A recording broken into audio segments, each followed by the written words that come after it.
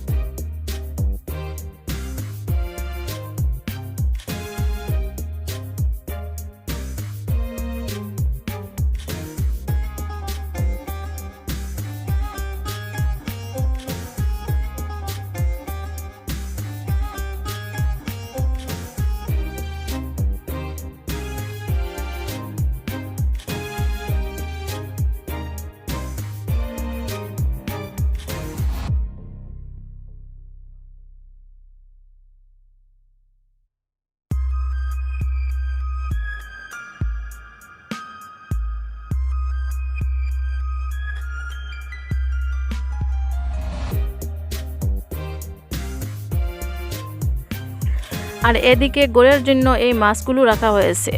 আর এইগুলো কিন্তু আমাদের নিজের ফিশারির মাছ নয়, এগুলো আনিসের ছোটো আব্বুর ফিশারির মাছ। মাছগুলো রাখা হয়েছে ঠিকই, কিন্তু এই মাছগুলো কাটতে অনেক সময় লাগে, কোমর ব্যথা হয়ে যায়। মাছগুলো কেটে নিয়ে লবণ দিয়ে ভালোভাবে হাত দিয়ে কষলিয়ে ক্লিন করে নিয়েছি।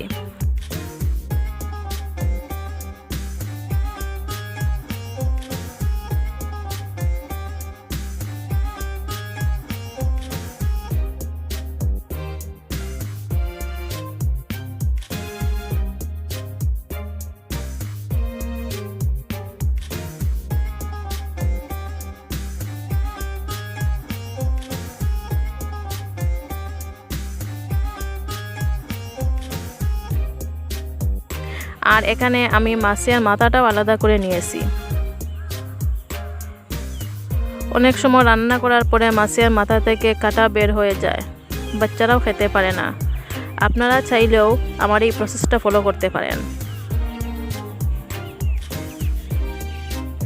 তারপর এখানে আমি মাছ রান্না করার জন্য পরিমাণ মতো শস্য আর পেঁয়াজ একসাথে মিক্সিতে দিয়ে একটা পেস্ট বানিয়ে নিয়েছি। একদম মিহি করে পেস্ট বানিয়েছি, সাথে 3টা টমেটো নিয়েছি।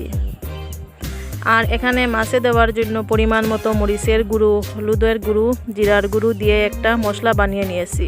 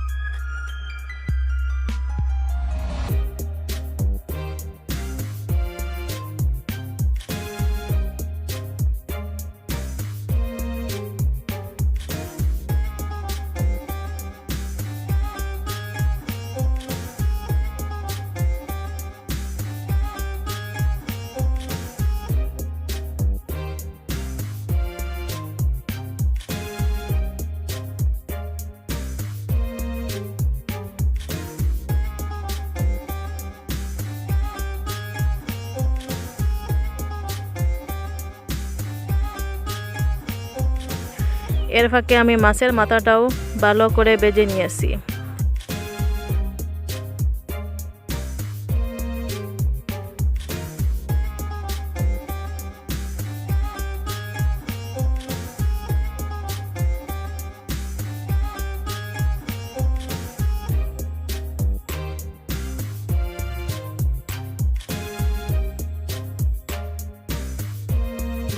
তারপর মাছের মাথাটা আবার পেঁয়াজ, কাঁচা লঙ্কা, সামান্য সরষের তেল দিয়া একদম আলতো হাতে মাখিয়ে নিয়েছি।